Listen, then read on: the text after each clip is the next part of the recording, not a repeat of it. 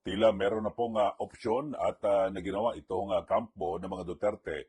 Ito ay kaugnay ng posible, kasi iba't iba, no? May mga posibilidad na kalabasan o yung resulta ng impeachment laban po kay BP Sara Duterte.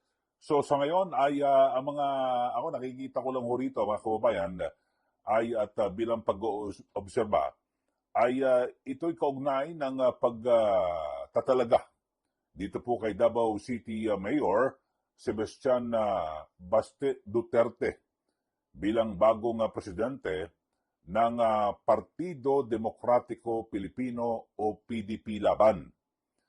At yun ho, at ayon mismo sa social media post na mga kaalyadong sina Senador Bongo at yung dating party president na si Senador Robin Hood Padilla, ang 38 anyos na batang Duterte, no, si Mayor Baste, ay siya po at kapatid ho ni Vice Presidente Sara Duterte, siya po ang mamumuno ngayon dito po sa PDP Laban.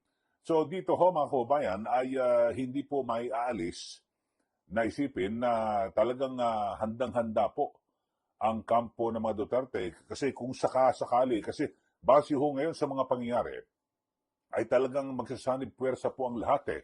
Lahat po ng mga politiko at sabihin natin yung mga sinasabing di umano'y nakinabang dito po sa mali-malitang kwarta.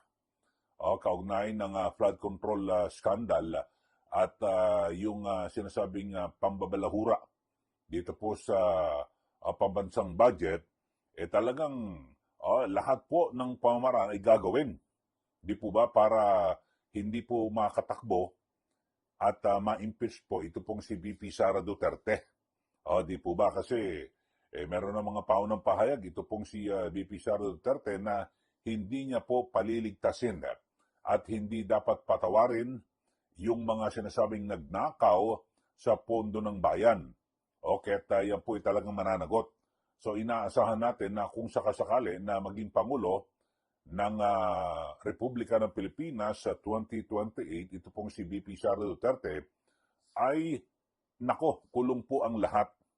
Lahat po ng mga nakinabang at yung mga sinasabi o inaakusahan na ng bulsa ng aabot ho sa trilyong piso. Dito po mula po sa pondo ng bayan. So ngayon ho mga kababayan ay dahil dito ay masasabi ho natin, kasi ito pong si Mayor Baste, para po sa kaalaman ng ating mga kababayan, siya po ay, pasok na pasok ko ito. Kasi yung kanyang birthday ay November 3, 1987. So ngayon po ay 2026, pagsapit po ng, ng 2028 presidential election, siya po ay 41 anyos. Ano ibig sabihin ho nito mga kababayan? Siya po ay kwalipikado na tumakbo bilang Pangulo ng Republika ng Pilipinas kung sakasakali ho, no? At yung binabanggit ho na siya po ay, si BP Sara Duterte, talagang mapagtulungan at ma-impeach o kung hindi naman, halimbawa, dyan po sa Senado, baka biglang magkaroon po ng milagro, may bumaliktad at i-convict ito pong si BP Sara, ito na po. Meron pong opsyon.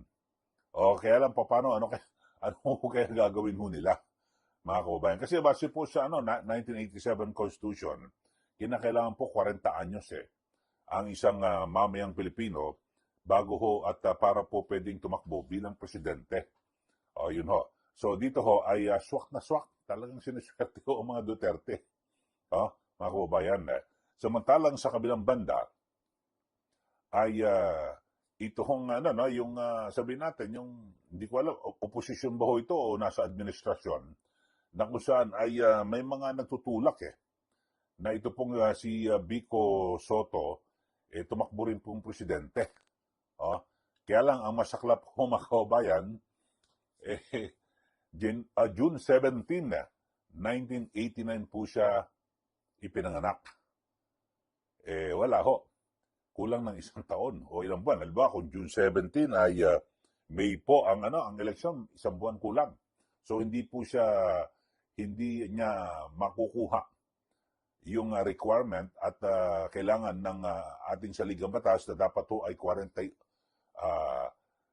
anyos ang kinakailangan na tatakbo bilang presidente ng Republika ng Pilipinas. So wala ho.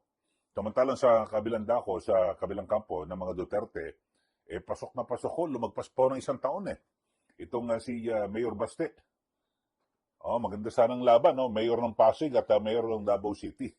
Kaso wala ho hindi po siya kwalipikado. Alam niyo naman ho, ang pagka-presidente, talagang komisyon destiny ho ito wala po sa kapalaran ni Mayor Bico Soto, mga kababayan. So, yun po, at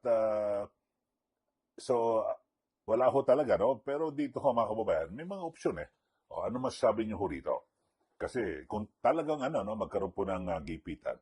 So, ito hong mga kaalyado ho ni dating Pangulong Duterte o yung PDP laban at iba't iba ho ng mga grupo talagang nagkakaisa na ho ngayon at para kung sakasakali basta Duterte meron panlaban ang kampo ho ng mga Duterte. So ito ho ngayon nakikita ko ho rito pwedeng maging opsyon kung sakasakali lang ho alam niyo naman ho dito sa atin pag nagkakaisa ho yung mga yung mga lupok hindi ho yung mga siyempre maapektuhan ho sila di po ba yung mga sino ba mga kongresista at mga senador o sino ba mga opisyal ng gobyerno at iba pang mga negosyante ang maapektuhan kapag ang naging presidente ay itong si VP Sara. So marami ho.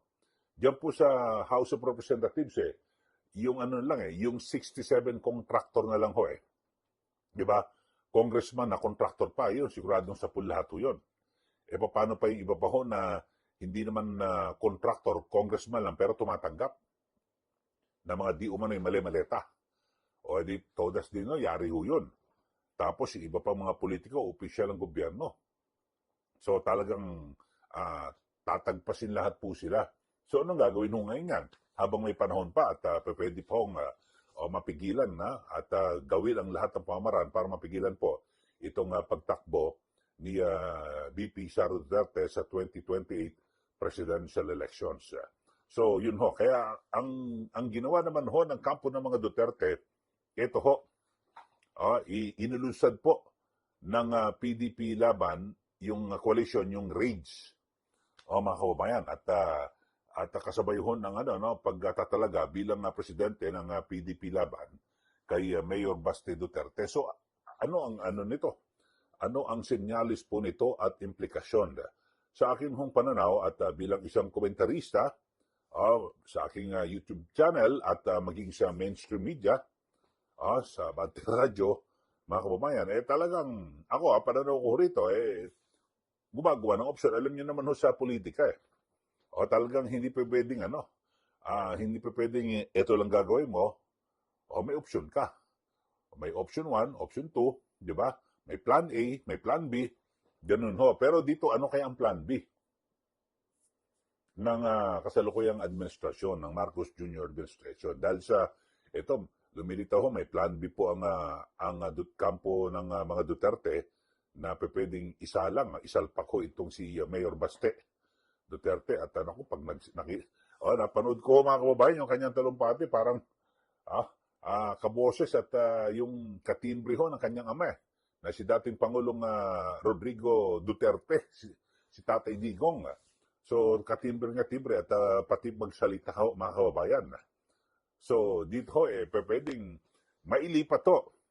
Kasi base ho sa mga survey ho ngayon ay patuloy na nangunguna. Ito ho si VP Sara Duterte. Di po ba sa latest survey ay talagang malalayo po yung mga sumunod sa kanya. Ito ho yung pre-election preferences for the 2028 presidential elections.